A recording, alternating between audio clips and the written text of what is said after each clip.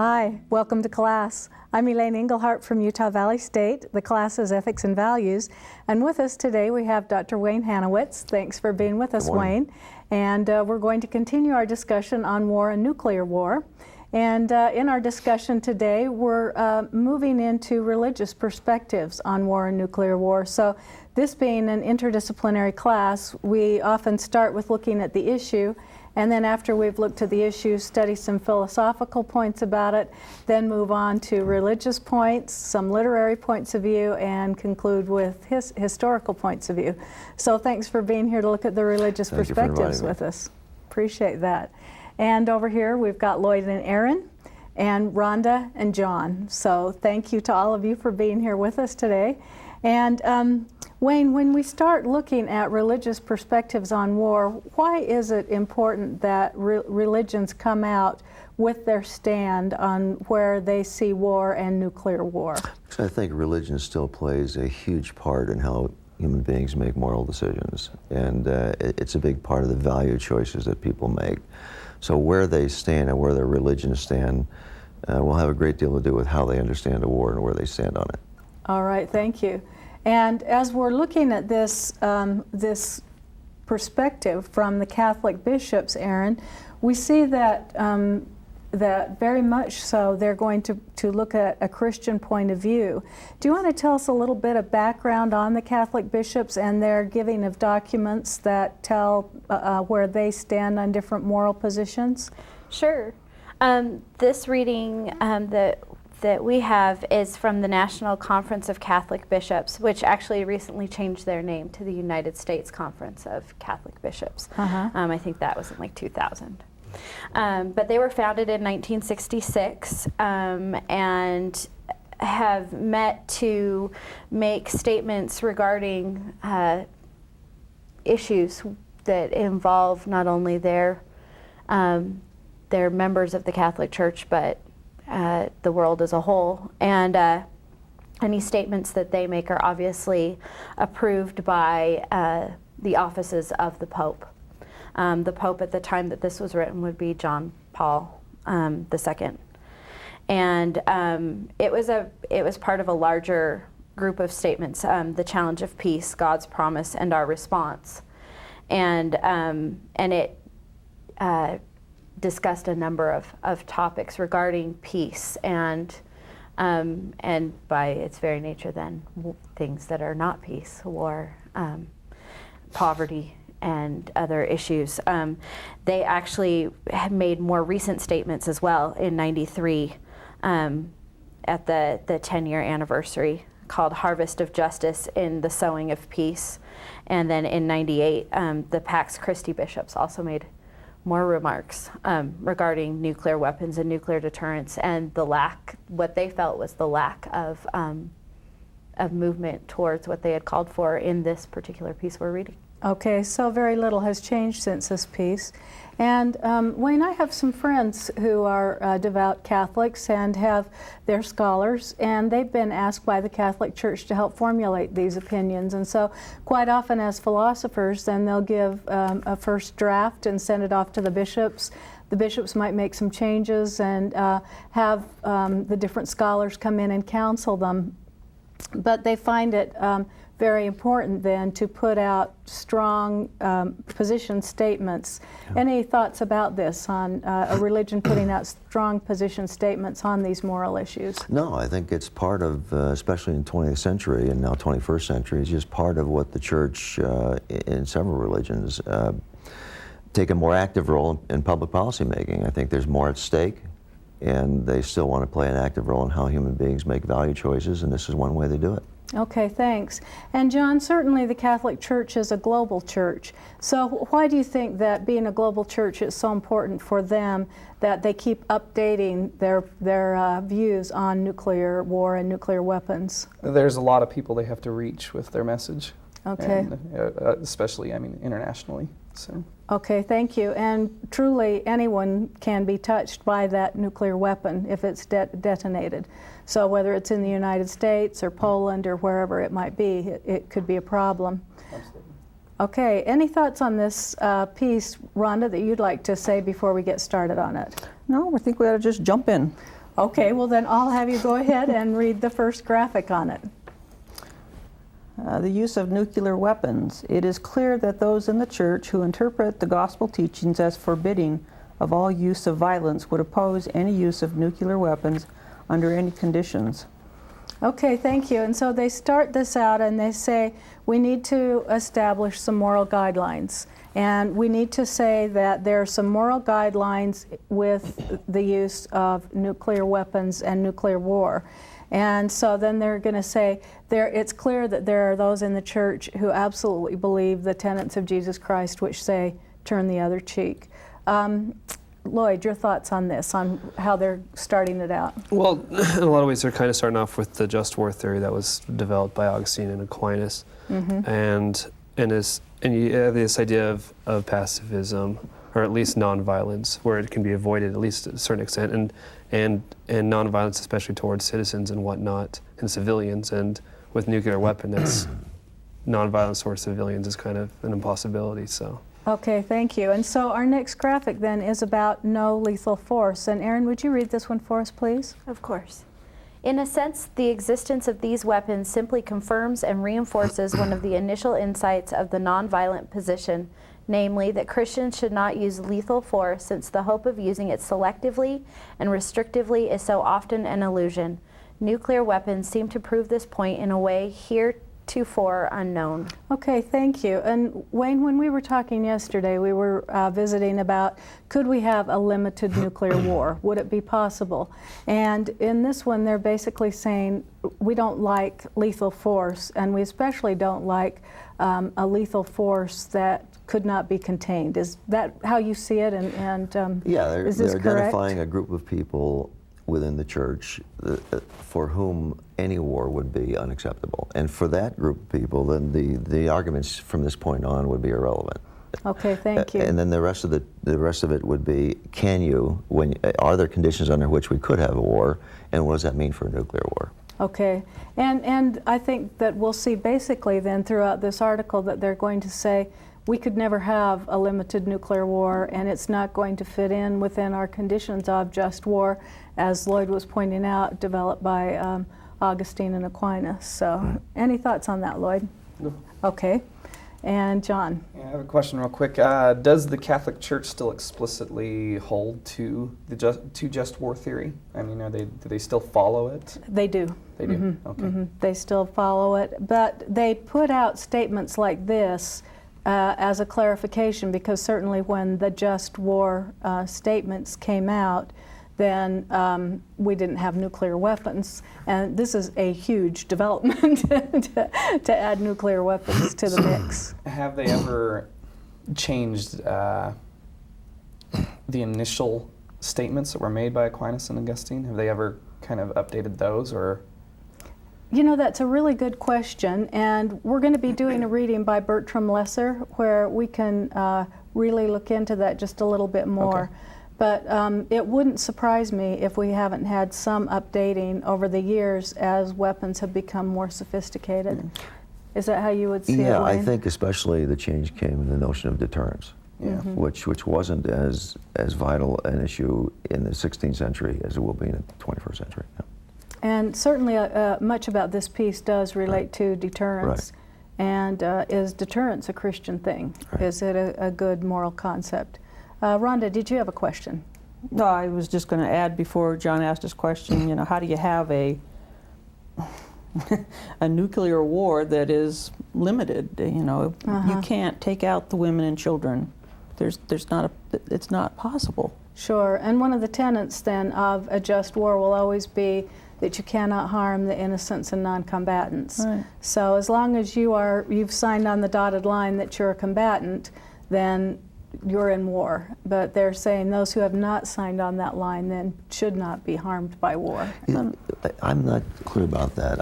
I thought what the church was saying is you can't purposefully harm them. So that in a nuclear war it'd be impossible not to. Right. I mean, that's the difficulty of having a limited war. Yep. Yeah. Yes, And with very the good ease of clarification. turning a key or hitting a button. And the reason the Right. reason that's important is we'll get to it in another class session, I believe. But But one of the severe war crimes in the 21st century is stationing military targets in the middle of civilian populations, and that actually is a war crime, 21st century. So that if you were to conduct any kind of a war, it would be impossible not to harm civilians at that point. And as a civilian, you may have no idea. No choice, and no choice. Yeah. No choice, and no idea that your home is in the middle of every bit as innocent as if they weren't there. Yeah, of a bomb building factory. Right. So, Right. Okay. Any thoughts or comments so far on this? So they're just laying out their definitions, and let's go ahead and move on to the next one. And Lloyd, would you read this for us, please? Limited nuclear war. The Pontifical Academy of Science statement supports the bishop's views. Even a nuclear attack directly only at a military facilities would be devastating to the country as a whole. This is because military facilities are widespread rather than concentrated at only a few points. Thus, many nuclear weapons would be exploded. Okay, thank you. So let's just reiterate that point a little bit, Erin. It's one we were just making. Go ahead. I just think that what they're trying to say is that with a nuclear weapon too, it's not like you can, like we were talking in the other class period, that there's some edge that where people aren't going to really be affected. And because they're saying here, because military facilities are kind of everywhere and often widespread in not only their locations, but in the way that they're set up, that it would affect large quantities of people regardless. Sure. In fact, it's kind of like Edgar Allan Poe's great writing on the purloined letter. That Thought you were going to say that. Yeah, that it's kind of just right there in plain sight, but happens to be in a residential neighborhood. So hopefully thinking no one will suspect that this is a major arms place, Right. but it is. Right. But then also, John, we move into another problem with this. Would you read the next graphic? Yes. Spread of radiation. The Academy of Sciences further states, furthermore, the spread of radiation due to the natural winds and atmospheric mixing would kill vast numbers of people and contaminate large areas. The medical facilities of any nation would be inadequate to care for the survivors. Okay, thank you. And in fact, you remember from our last class period we had with you, Wayne, that we had some clips that showed these nuclear explosions, and particularly with tests. And so I'd like to show some more of these tests, and some of them do have human beings in them, and the humans don't understand that. Quite get it yet, that these winds are highly poisonous. Right. So let's go ahead and show those clips. With test time only moments away, final time signals are called by Colonel Preuss. Split seconds separate us from the detonation.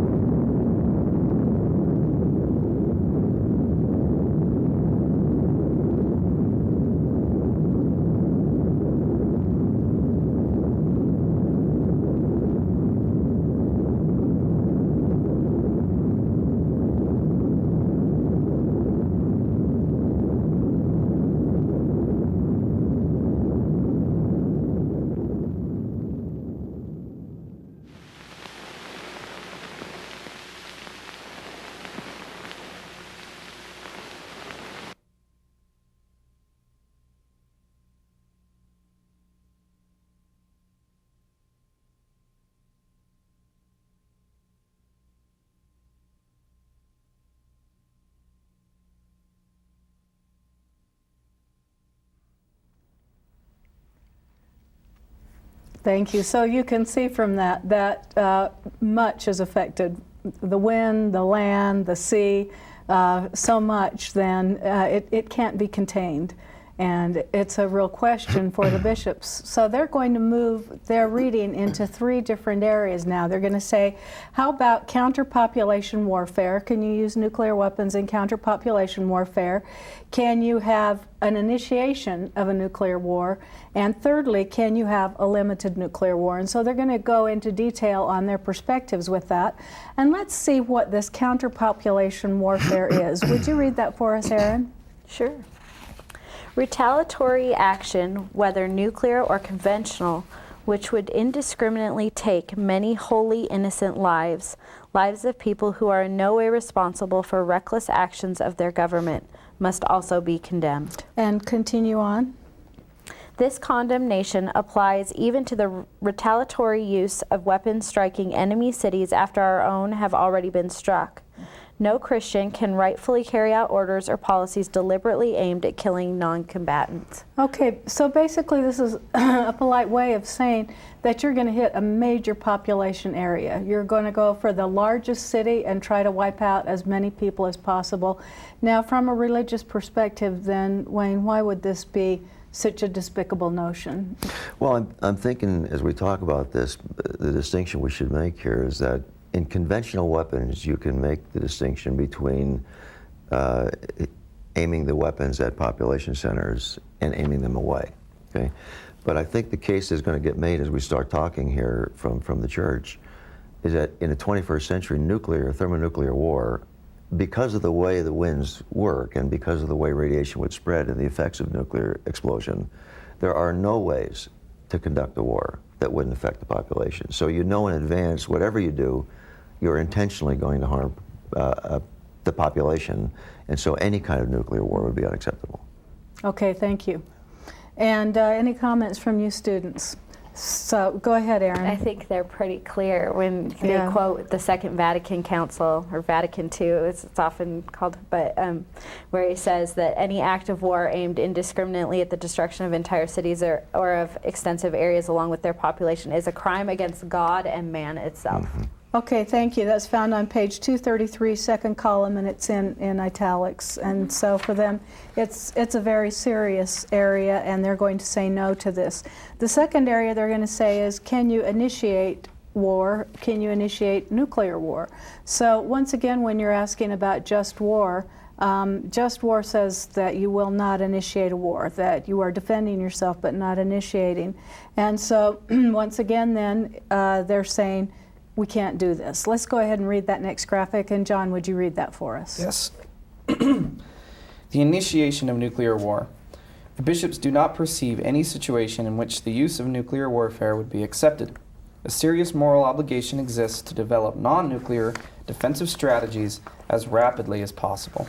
Okay, thank you. So, Erin, on this, we see they want no nuclear war, and if we have to have something, do conventional strategies. How do you see that, particularly in what Wayne told us about where you point these conventional weapons? Well, I think, like he said, there's at no time would there be so few people harmed, and so few people harmed over a period of time, which we've also found that this harm lasts. Mm-hmm. That there's no time in which that would be acceptable for the Catholic bishops, not only because it goes against the just war theory and the idea of not first strike, but also it's not, I think they refer to it at the very beginning, it's never proportionate in their mind, never. It will never be proportionate. I think there's another piece to that too, and thank you for saying that, but also with nuclear war, we're talking about future generations that are impacted. In Chernobyl, for example, most U.S. scientists would say it's still unsafe to live. Yeah. And they're going to get genetic mutations for generations to come. We didn't have that in 19th century weapons. Now when you make a mistake, it's not just the current generation, it's for generations in the future that would be impacted by it. Okay, thank you. And Rhonda, you were going to say something about Chernobyl stole my thunder. Okay. Well, then let's go ahead and have you read the next graphic for us, would you please? Limited nuclear war. Limited nuclear war involves the retaliatory aspects of using weapons of mass destruction against a country that has launched an attack. The bishops have several questions regarding this strategy before dismissing it completely. And let's continue on, Rhonda, and look at these questions. All right, these questions. Would leaders have sufficient information? Would the pressures and fragmentary information cause mistakes? Can commanders maintain a policy of discriminate targeting? And the answer is no to all of these. And the questions continue. How can accidents caused by computer error be eliminated? Would the casualties still run in the millions? How limited would be the long-term effects of radiation, famine, social fragmentation, and economic dislocation. Okay, thanks, Rhonda. So, of course, you've done the reading on this, but you say that they all came up as unacceptable then. Exactly. Okay. There isn't anything that it doesn't touch. Okay, thank you. And Aaron? Oh, I like the paragraph they kind of closed this with, saying that they referred directly to just war theory or just war tradition, and say that one of the outcomes should be that it should be bringing about peace, and that they don't see any way in which that once nuclear weapons have been exchanged, that peace could really be brought about in the truest sense. And I think that's a definition that. Well, and I think too that even if you eliminated a certain portion of people and thought that that might bring a peaceful end, it's going to be such antagonism that somebody else is going to say, well, I'm, going to hit this area, and I'm going to, and it just keeps going. You got missiles crossing each other. That's kind of how it goes. Once you hit me, I'm going to hit you, and then I've got to hit you back. But in answer to some of these questions, the book has a reading by D.E. Carroll, and these are Catholic scientists who worked at Los Alamos National Laboratory. That's where the Manhattan Project started, and they have made the weapons. So these are Catholic scientists that have made the weapons, and they've said, we've made these weapons so well that there aren't mistakes, that terrorists could not get a hold of these weapons and explode them unless they had, there's no way that anyone could explode them other than those who have our absolute codes. And they say, we feel like we can make them better than anyone else, and that's why morally we're okay making them. Any thoughts on that, Wayne? Yeah, there's no technology that is infallible. Mm-hmm. And I've been in meetings with these scientists and people who plan this stuff, and invariably there's a group that always thinks if we have a better technology, it'll solve the problem. And invariably, a short period of time after that, there's a mistake and you can't solve the problem. Mm-hmm. But whenever you think that that's going to take care of it, remember the last time your computer showed you that sign that said the system is down. And then you'll know right away what everyone's worried about. I have a brother-in-law who has spent his career at Los Alamos separating isotopes in uranium with lasers. And his whole career, he hasn't been able to tell us what he does. He doesn't make the nuclear weapons, but he certainly comes up with the science for it. And I think that one of his frustrations is always those pushing for funding are saying that science is several steps ahead of what the science actually is. Yeah. And they're often saying, wait, put the brakes on. We can't do these things that sound fun, but they're not possible. And I think that one of the problems is it would never be limited. A nuclear explosion would never be limited. Either you put a human being in the system or you keep the human being out. If you keep it out, you're relying on a fallible system. If you keep it in, it's no longer just a technology. Either way, you got a problem. You do. Yeah, very good statement on that. Well, let's go ahead and continue on with this. And John, would you read the next graphic, please? Yes. Deterrence in principle and practice. There are moral and political paradoxes posed by deterrence.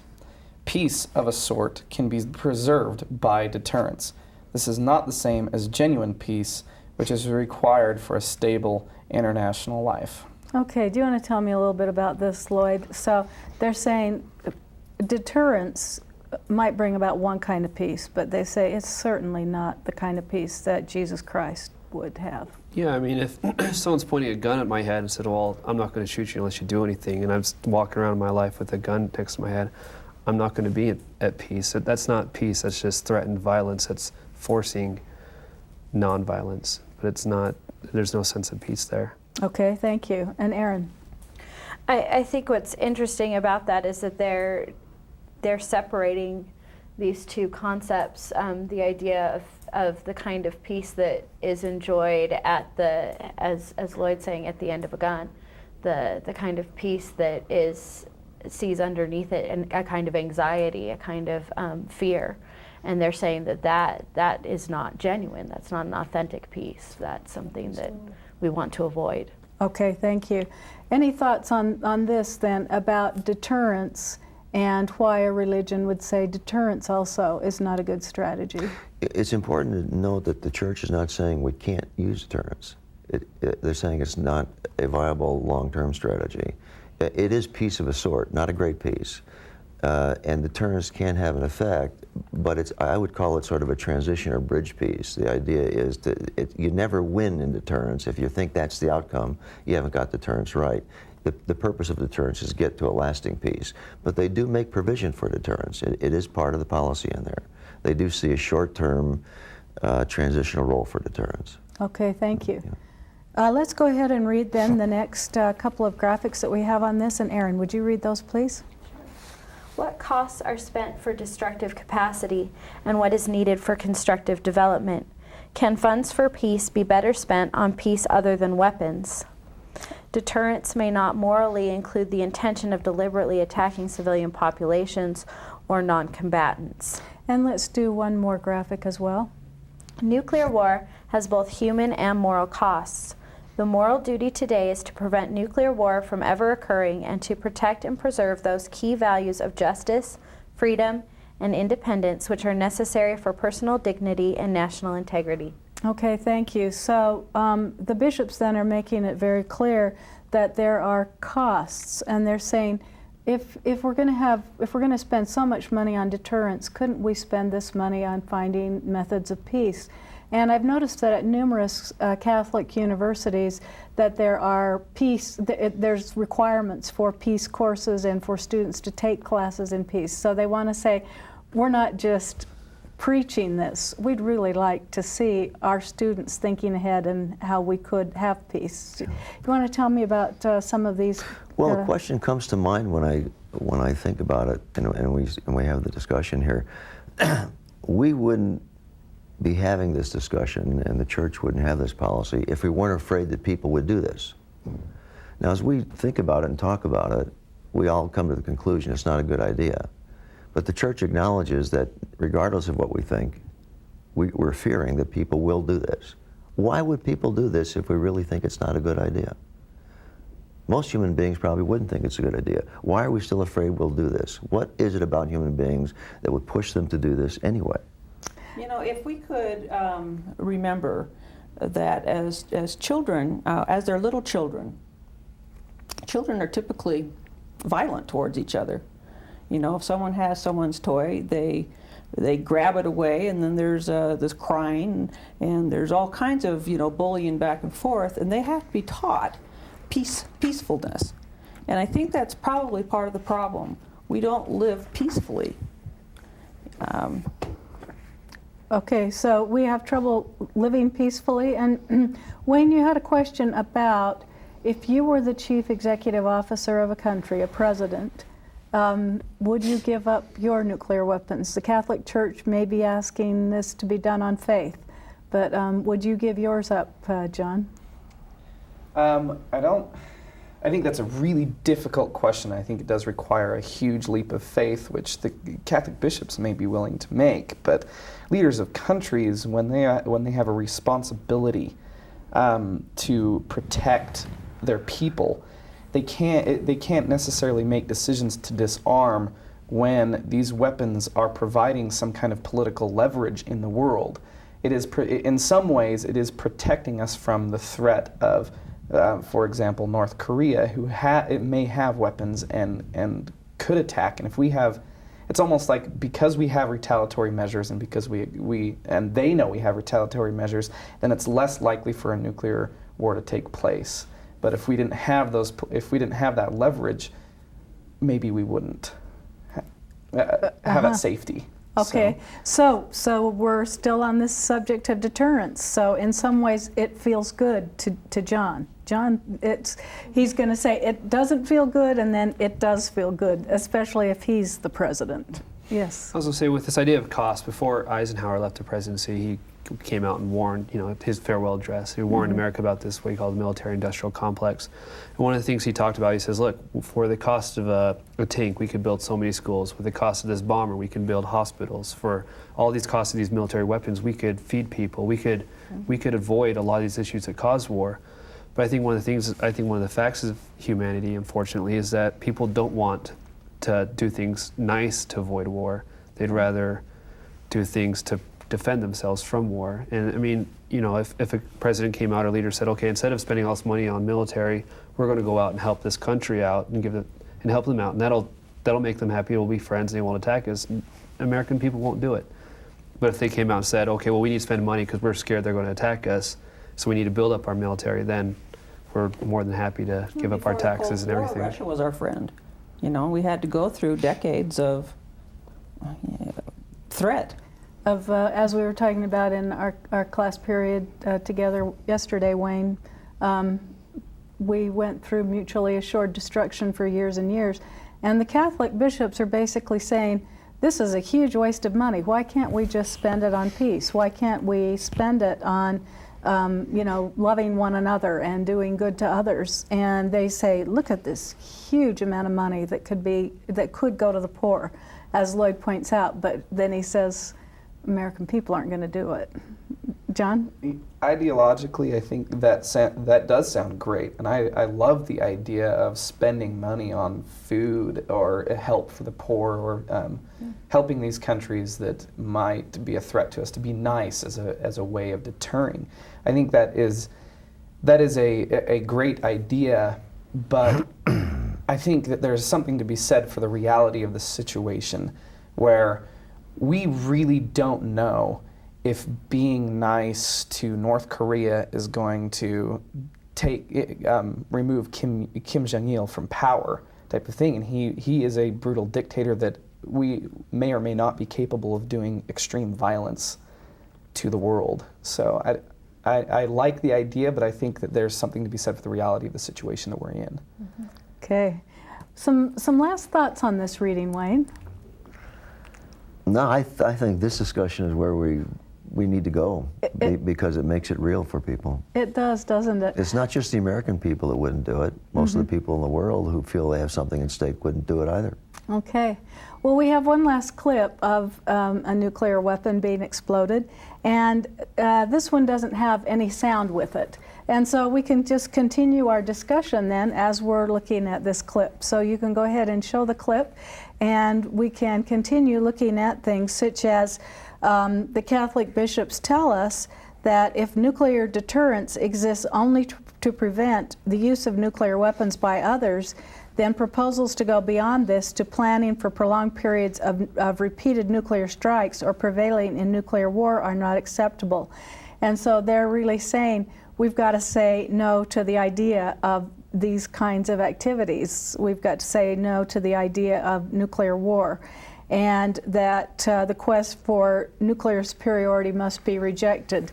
So do you dare do that, Aaron? Do you dare reject this notion of nuclear superiority? I think that in light of what we know about nuclear weapons now, what the Catholic bishops are calling for is the idea to put the concept out of our minds by looking for ways to put the weapons out of use. Okay, thank you. Did you want to say something, Lloyd? No. And they go on to say that we need to rethink the deterrence policy of our nation to make revisions necessary to reduce the possibility of nuclear war and to move toward a more stable system of national and international security. And this will demand a substantial intellect, political and moral effort. So they're asking for unilateral disarmament, perhaps, Wayne, bilateral, multilateral disarmament. If all Catholics decided to get rid of nuclear weapons, would this work? No, I don't think it would. Okay. Because I don't mean to say this in an oversimplistic way, but Catholics don't comprise the whole world. There are other religions and other people who might dislike you, not because you haven't been nice to them, but just because you're different from them. And that does drive people to fear, difference among each other. Okay, thank you. Other last thoughts on this reading then? So yes, well, it's been interesting to have these explosions, these nuclear explosions, to show the true ferocity and how very different they are from a conventional weapon. Wayne, you're our military expert of over 25 years, were you saying? Off and on, yeah. Off and on for over 25 years, and I like the off part more. I'll bet. Do the conventional weapons ever do anything this close? Yes, we have some conventional weapons that are almost as destructive as a low-yield atomic weapon or nuclear weapon. Airburst weapons, some airburst weapons can do that. I have a question I might ask. Okay. If we could genetically alter human beings so they wouldn't have fear of each other, and if we really think that's what's driving this fear, would you do it? No, because there's something important in the concept that we overcome the actual emotion itself. What is it that's so important that you'd be willing to give up human life to do it? I think that the overcoming of fear is the concept of trust. And we need to not only trust others but ourselves, and that the concept of deterrence, including nuclear weapons, provides us the opportunity to do neither. Why not build trust without fear? The fear already exists, so I don't know if that's even a question we could. Okay. There are people thinking about that. How about you, Lloyd? Any thoughts on that? I didn't quite understand the question. If you could alter the human species genetically so that what drives fear could be minimized, and that seems to be what we're worried about here, would you do it? No, because I think fears in a lot of ways is what drives technological advance in other areas. I mean, our fear of death is what people, gets doctors to try to find cures for cancer. And if we didn't fear death, there's a lot of these things, and we didn't fear suffering and pain and all that.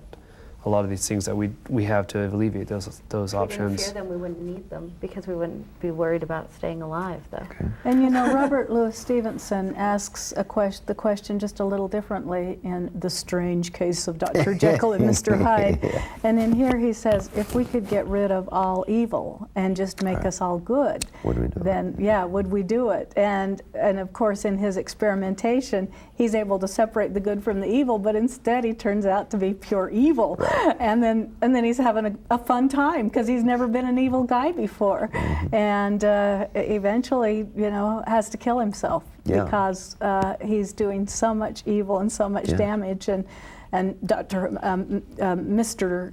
Hyde does not want to be killed, but Dr. Jekyll, as a moral man, finally has to do this. So we won't get into it in this course, but in your generation, you may face a question something like that. Within the next 10 to 20 years. You may have the option, something like that. Yes, I think so. Well, we move on to our next religious reading, and this is The Islamic Perspective by Victor Danner. The book also has a Jewish perspective in it, and the Jewish perspective focuses a lot on that the Lord promised that the world would never be destroyed again. And so that they really have faith that nuclear weapons would never be used, that we've used them once, but we wouldn't use them again to destroy the whole world again. So you students can take a look at that one. But Erin, do you want to tell us a little bit about Victor Danner? Sure. He lived from 1926 to 1990, is what I found. He was actually born in Mexico in 1990. He did serve in World War II. He was a professor at Indiana University in the Department of Religion, and did Near Eastern languages and cultures.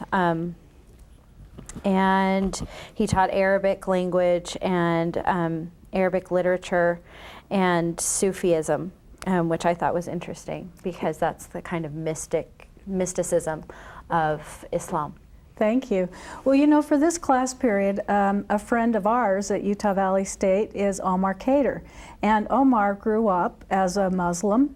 He grew up in the Islamic faith, and so it was always quite interesting for him to grow up in Utah Valley around the faith of the Church of Jesus Christ of Latter-day Saints and have this other perspective.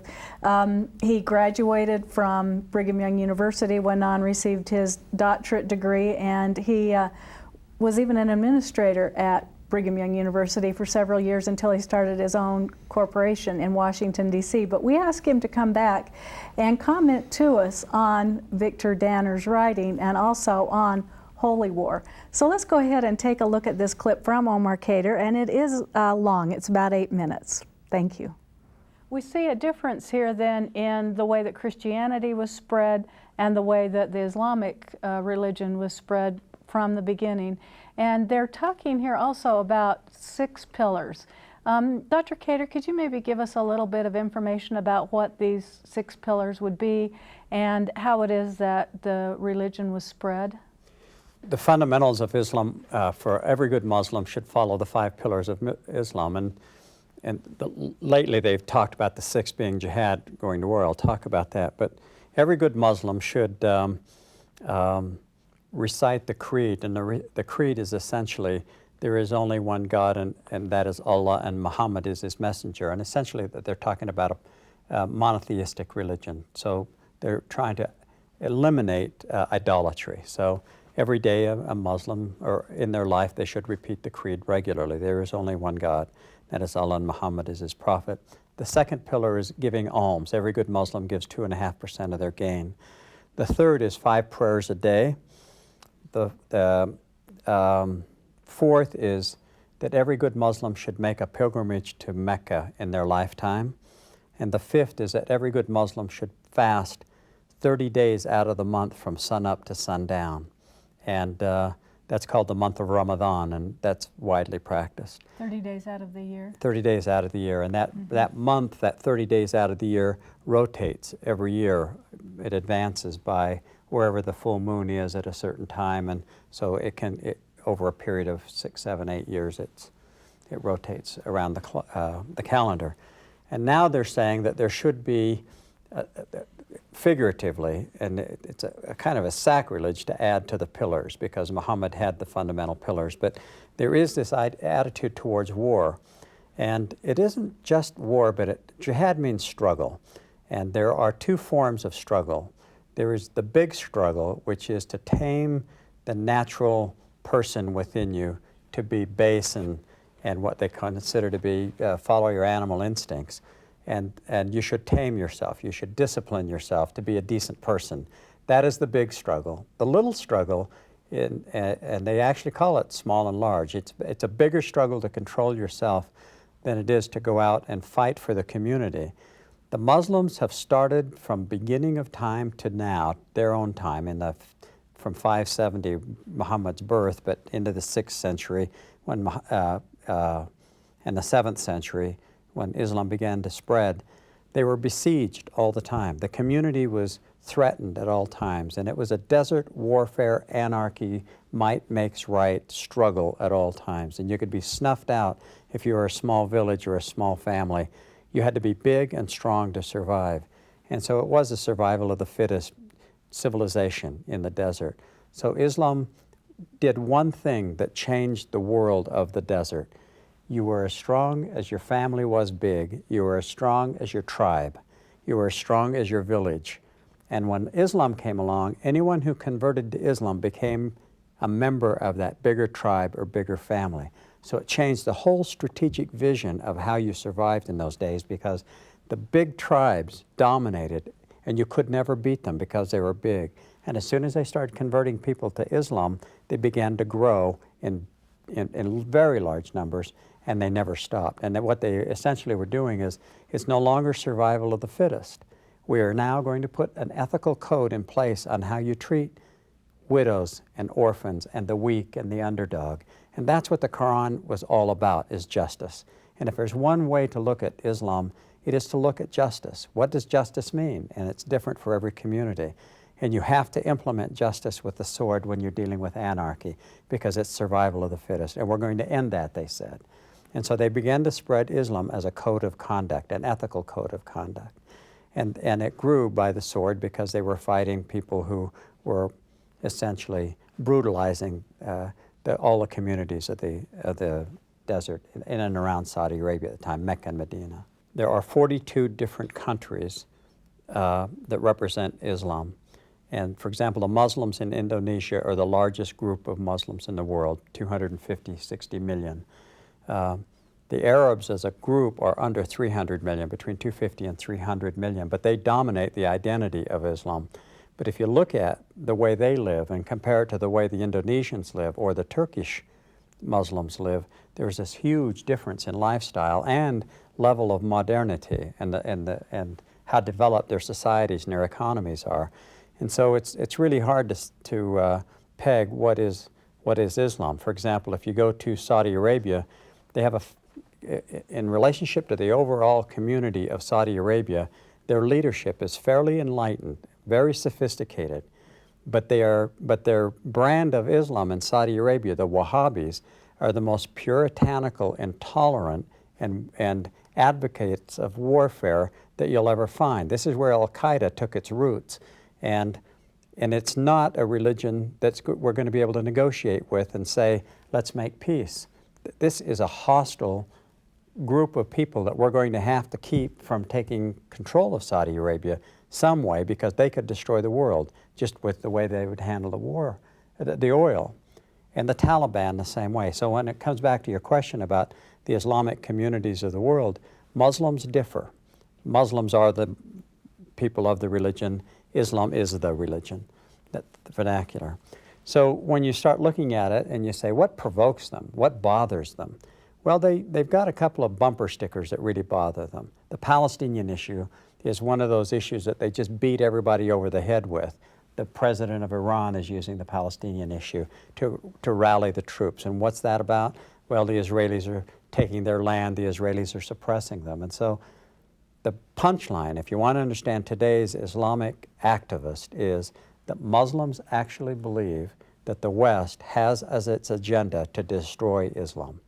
And they will use books like The Clash of Civilization by Samuel P. Huntington. They say that Huntington is leading a cause to destroy Islam. So they've got to fight us before we destroy them.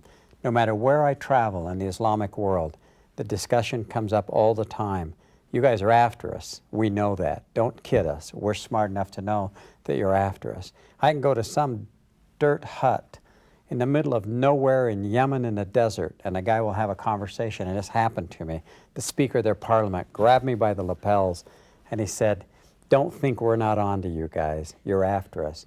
There wasn't a thing in the world we wanted from that guy or that country. If you want to visit the 14th century, that's where you want to go. I mean, there was nothing there except maybe a tourist attraction.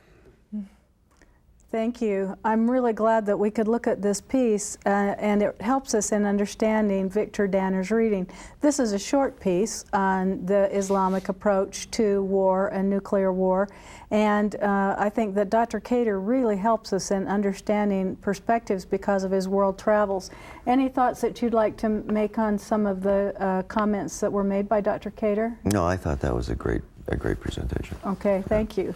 And any questions from you students on it? How about you, John? Not right now, but I'm sure I will. Okay. Did he give any kind of indication of how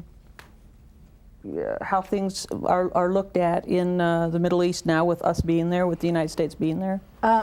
There's a lot of hostility toward the United States. And basically in the Victor Danner piece it says that the Muslims will go to war, but it's to bring about a peace, and so an eventual peace, and it may not happen in their lifetimes.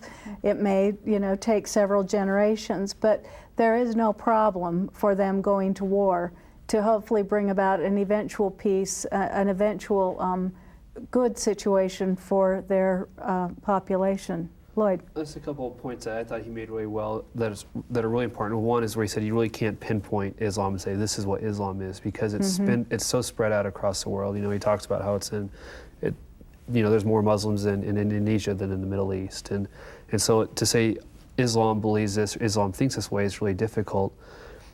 So there's different approaches that different Islams and different groups have taken, and I like the other point he made was that how with Muhammad, Islam grew out of a very militaristic warfare state where people, they were under attack, not just from other nations, but from other religious groups as well. And so there was a sense of needing to defend themselves and needing to utilize that war that they were in to try to create peace and try to give themselves the freedom to live and worship the way they wanted to.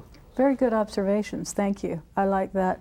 Wayne, also in this book we have a piece by the Ayatollah Khomeini, and it just punctuates what Lloyd's saying here, because in this piece we have a very extreme view where he's saying kill all the unbelievers, And so the infidels, we would be infidels who are not Islamic, and all the unbelievers should be killed, and then we can move forward. And certainly that's not the point of view either of most Muslims. Any comments to that, or should we just move right on into this reading? Into it. Let's go into it, yeah. Okay, John. I have a quick question going along with this and what Omar Kader said about there being more Muslims in Indonesia. Have the Muslims in Indonesia, have they had much exposure to kind of a warlike state? Have there been many wars in their history as opposed to the Middle Eastern Muslims? Is there a lot of war? I mean, comparatively speaking, is there more war in one area and less in another? It's certainly a different culture and a different historical context. So they have their own problems, and they have their own problems as far as religion and religious feuds. And they're quite different from the ones that you will see in the Middle East. But it's a huge population, and once again, very hard to pinpoint the violence that is accepted in Indonesia, but there's plenty of it. Anyone else want to make comments on it? Okay, let's go ahead and pull up our graphic on this, and we're skipping a few, and we'll just move right in on violating rules. And would you read this for us, Aaron? Sure. But this is not to say that all wars in the history of Islam between Muslims and non-Muslims have been fought in conformity with the rules set down in the law and interpreted by the religious authorities. There have been many wars that were in violation of these rules. Okay, thanks. So Victor Danner, a scholar from Indiana, is going to say there are numerous violations and two rules that those who are Muslim would like to see upheld, but sometimes you need to win, and for them it could be to win in the name of Allah. That the Prophet, peace be on him, would say this is what needs to be done, and so they make this kind of change. Let's go ahead and read the next one. Lloyd, would you read that for us, please? Nevertheless, it can be said that while the religion has indeed spread by the sword, it has mostly spread by persuasion and example, and continues in this latter fashion to gain converts to the present day. One has to remember that Islam takes human nature as it is, with all its passional attachments, and seeks to penetrate it with the idea of divine unity as much as possible. It seeks to convert the warring instincts into a spiritual force that is compatible with the Islamic message. Okay, thank you. And now we start moving into these notions of the greater jihad and the lesser jihad. And for Victor Danner's interpretation of these, he's going to say the greater jihad is the spiritual struggle that we have within ourselves. And this struggle to, as Rhonda was saying, not to resort to violence immediately, but to try to have a good way of life.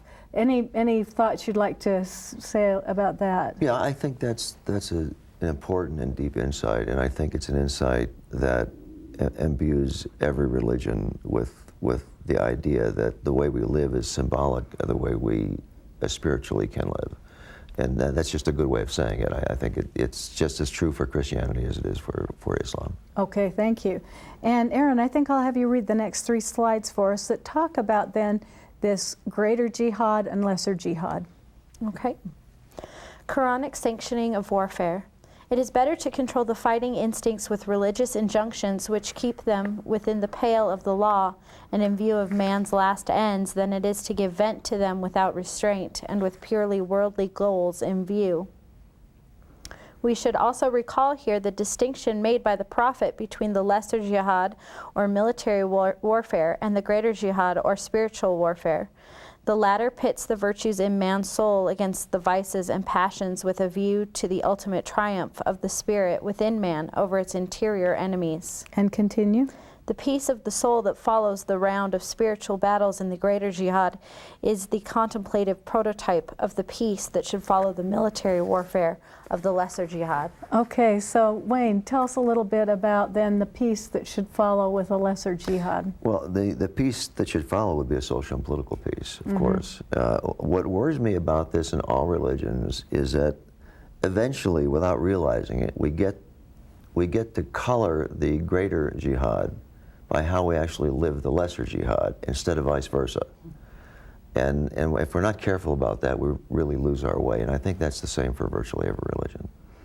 That's so important, isn't it? Yeah. That we're focusing on the violence, Right. and then let that color Right. how our spiritual control should be. Right. And in the very beginning class periods, we talked about self-restraint, self-control are some of the most important portions of ethics and the study of morality. Yeah. And so here we see it again, having self-control and keeping yourself out of a state of war. And it's hard. It's hard just talking about it, but it's harder even if you're in the middle of war. Mm-hmm. When you're in the middle of war and bombs are going off around you, it's hard to think philosophically. It is. You know, you just sort of want to survive this. You know, everything else gets colored by that. And it's hard to go back to the prophet and say, I need to battle this spiritual battle and look for peace. On the other hand, there is truth to the little joke that there are no atheists in the foxhole. I mean, it isn't completely true, but it's primarily true. When you're there, you probably give it all up because you're completely out of control of your life. Okay. And, you know, I think it's really been important to study this piece by Victor Danner because so often we don't understand the Islamic point of view. How has this helped you in understanding it, Lloyd? I really like the idea and in pushing this issue of the lesser and greater jihad, and that's something that a lot of imams, these Islamic leaders, and others have really been pushing, especially now lately, of this idea of the greater jihad and saying, look, in order to do this, we need to start educating our people and start, you know, because a lot of problems, you have a lot of Islamic people who are illiterate, and so the only way they understand the Quran and whatnot is by going out and taking it from their leaders. And if they have militant leaders, then they're going to take those views. So it's a pushing idea of education so they can find out for themselves and read the Quran for themselves and embrace this greater jihad. Oh, thank you. It's been a great class period. Thanks so much for joining us, and I wish we had more time to talk about this and avoiding Armageddon. And thanks to all you students. I appreciate your help. Thank you.